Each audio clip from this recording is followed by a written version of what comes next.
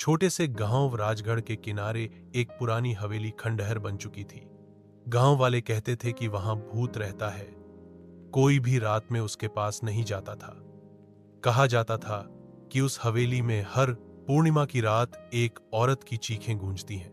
आरव एक शहर से आया युवक गर्मियों की छुट्टियों में अपने दादी के पास गांव आया। उसने हवेली की कहानियां सुनी, लेकिन उसे यह सब सिर्फ अंधविश्वास लगा। वह बहुत जिज्ञासु था और सच्चाई जानना चाहता था। एक रात जब पूर्णिमा थी और आसमान में चांदनी फैली थी, आरव अपने कैमरे और टॉर्च के साथ अकेला हवेली की ओर निकल पड़ा। हवेली के दरवाजे पर जंग लगे ताले लटके थे, लेकिन एक खिड़की आधी खुली हुई थी। उसने वहीं से अंदर घुसने की ठानी। भीतर घना अंधेरा था और दीवारों पर जाले झूल रहे थे। आरव जैसे जैसे आगे बढ़ा, अजीब सी सरसराहट और फुसफुसाहटें सुनाई देने लगी। तभी एक कमरे से रोशनी चमकी। वह चौंक गया।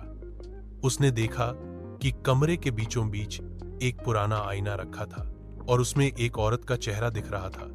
लेकिन जैसे ही वह पीछे मुड़ा, वहां कोई नहीं था। डर के बावजूद आरव ने खुद को संभाला और आईने के पास गया। उसने गौर किया कि आईने की पिछली दीवार में हल्की सी दरार है। जैसे ही उसने उसे खींचा, दीवार खुल गई। वहां एक गुप्त कमरा था। उस कमरे में पुराने दस्तावेज, खून से सने कपड़े और एक डायरी मिली। डायरी में लिखा था, मेरा नाम रत्ना है। मेरे पति ठाकुर प्रताप सिंह ने मेरे गहनों के लिए मुझे जहर दे दिया। मेरी आत्मा तब तक भटकेगी जब तक मुझे न्याय न मिले। जो यह सच दुनिया को बताएगा, मैं उसे श्राप नहीं दूंगी। आरव कांप उठा।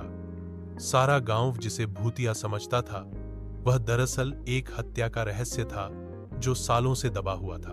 अगले दिन आरव ने पुलिस को खबर दी। खुदाई में उस कमरे से रत्ना के कंकाल और जहर की शीशी मिली।